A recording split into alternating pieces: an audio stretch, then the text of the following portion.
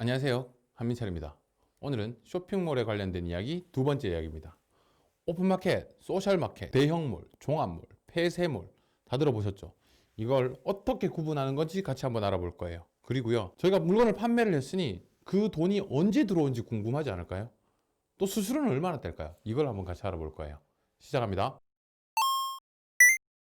쇼핑몰 유형별로 정리해 드리겠습니다. 먼저 오픈마켓입니다. 누구에게나 열려있다. 그래서 오픈입니다. 언제는 판매자가 됐다가 언제는 구매자가 되고 언제는 소비자가 되고 왔다 갔다가 간단한 방법으로 이루어지는 방법이 오픈마켓입니다. 누구나 가서 상품을 등록할 수 있고요. 누구나 판매하실 수 있습니다. 다만 자리세라는 개념이라고 말씀드릴게요. 여기서 판매를 했으니 판매한 금액의 몇 프로는 떼갈게. 이게 자리세 정도로 보시면 되겠네요. 대표적인 4대 오픈마켓이 국내에 위쪽에 보이는 4대 마켓이 있었습니다. 근데 요즘은 바뀌었죠. 섞였어요. 왜냐면요, 4대 마켓 중에서요, G마켓과 옥션은 이베이 코리아로 인수합병, 그 다음에 인터파크는 요즘은 사실 티켓 말고는 크게 힘을 내지 못하고 있고요. 쿠팡은 소셜이었다가 갑자기 섞였어요. 섞여서 오픈마켓이기도 하고 소셜이기도 하고 섞여버렸죠. 그 외에 여러 가지 오픈마켓들이 있는데요. 가장 쉽게 생각하는 법, 진입 장벽 없이 들어가서 물건을 판매할 수 있다. 누구나 가서 가볍게 구매할 수 있다. 이게 오픈마켓이라고 보시면 됩니다. 종합몰, 다른 말로 대형몰 또는 외부몰, 백화점몰 이런 말들을 씁니다. 왜 그런 말을 하냐면요, 백화점이나 홈쇼핑급의 대형 회사가 만든 쇼핑몰을 종합몰이라고 하는데요. 더 쉽게 말하면 롯데백화점이 롯데온 서비스를 합니다. 그러면 거기는 종합몰이에요. 일반 오픈마켓이 아니에요. 입점 신청을 해서 들어가야 됩니다. 심사를 통해서 들어가는데요. 심사도 그렇게 쉽지 않고요. 다른 곳에서 이미 잘 팔고 있습니다라는 걸 좀 제 능력치를 보여드려야 그때부터 입점을 할 수 있다는 단점은 있습니다. 또 하나, 수수료가 굉장히 높습니다.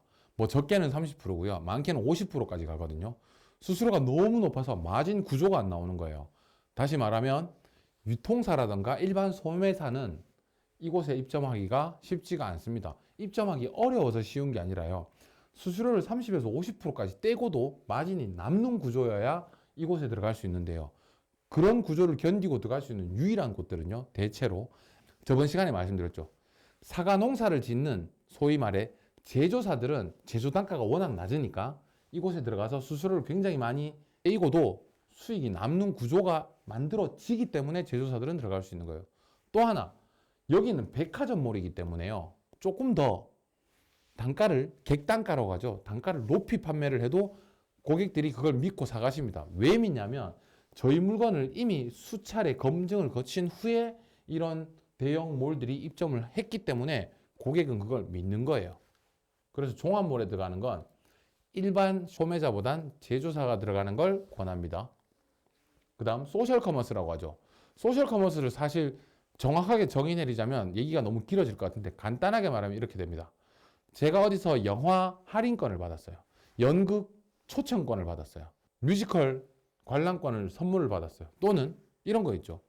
이 식당에 요번 일주일 동안만 요 쿠폰을 들고 가면 반값 세일한다. 그런 종이들 있잖아요. 그런 티켓들을 그냥 개인적으로 거래하다가 그런 거래하는 사이트가 만들어져서 거기서부터 처음에 시작했던 것 같아요. 그래서 티켓 몬스터라는 말들이 시작이 됐던 것처럼요. 그거 외에도 소셜을 정의할 때 이렇게 얘기합니다. 보통 딜을 한다고 하는데요. 저희가 이 물건을 정해진 수량을 할인을 해서 어떤 기간 동안 판매를 해볼까 하는데 어떠세요, MD님? 요걸로 한번 해볼까요? 했을 때 MD가 좋습니다, 합시다. 이렇게 MD와 고객에게 저렴한 가격에 제공하기 위해 수없이 딜을 한다고 해서 소셜 커머스라는 얘기를 보통 하는데요. 여기도 쿠팡이 보이죠? 쿠팡은 섞여 있기 때문에 쿠팡만 따로 나중에 설명 한번 해드릴게요. 소셜 커머스에서요, 물건을 원래 10,000원짜리인데 할인까지 해서 막 난리듯이 판매를 한다?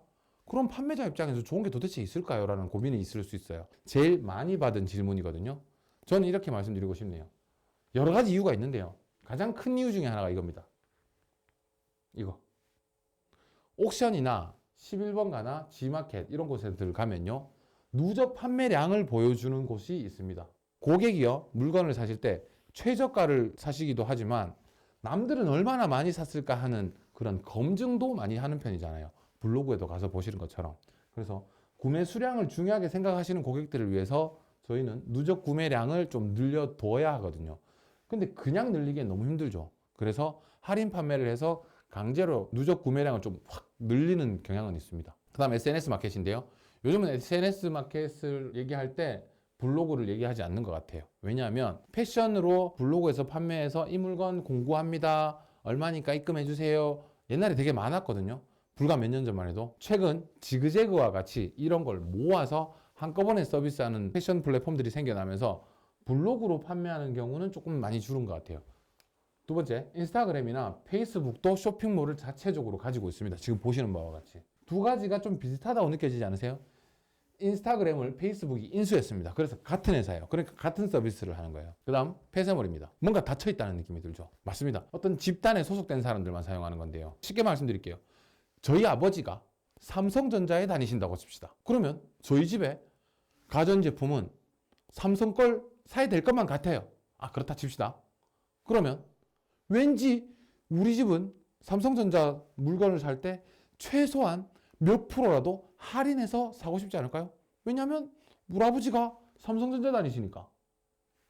그런 니즈를 만족시켜주기 위해서 임직원 몰이라는 게 만들어졌습니다. 삼성전자 직원들만 들어가서 볼 수 있는 쇼핑몰이 있고요. 그 쇼핑몰에서는 삼성전자 직원이 확인만 된다면 일반 소비자가보다 할인된 가격으로 살 수 있는 제품들이 보여지게 되죠. 이런 걸 임직원몰이라고 합니다. 이런데 저희가 입점을 신청을 해서 입점을 해서 판매를 할 수 있죠.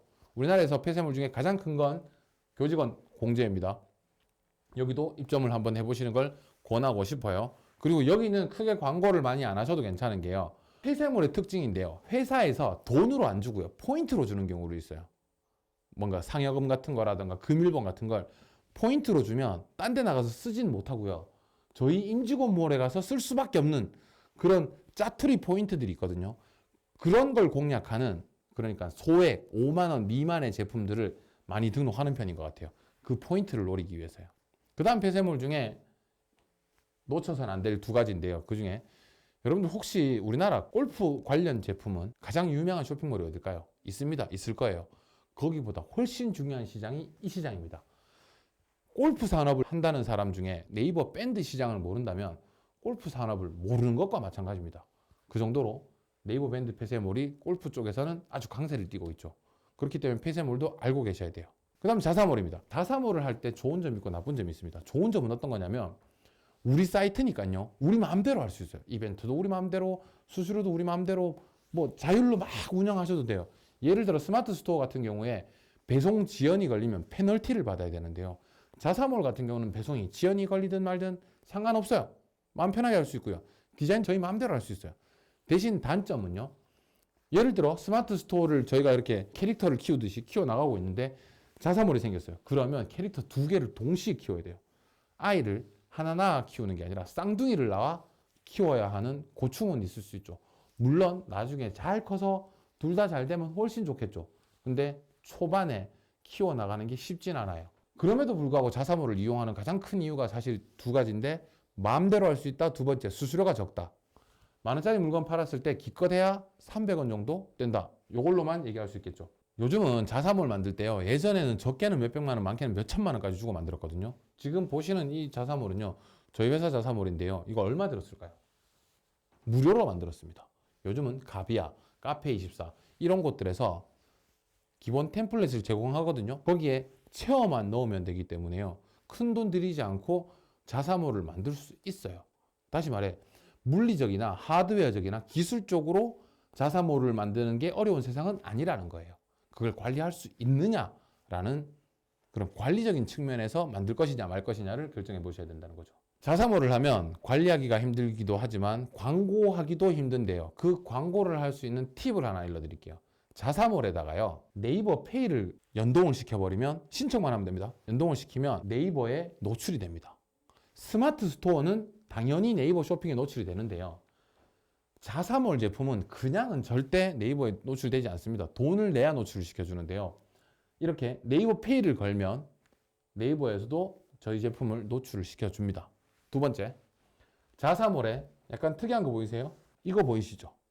우리 흔히 알고 있는 카톡으로 보이겠지만 실제로 카톡은 아니에요. 카톡 대행사 정도라고 보시면 되는데 요 버튼을 얘기할 때 요즘은 전화하는 걸 꺼리는 세대다 라고 말씀 많이 들었을 거예요. 또 하나, 저녁 6시가 넘었어요.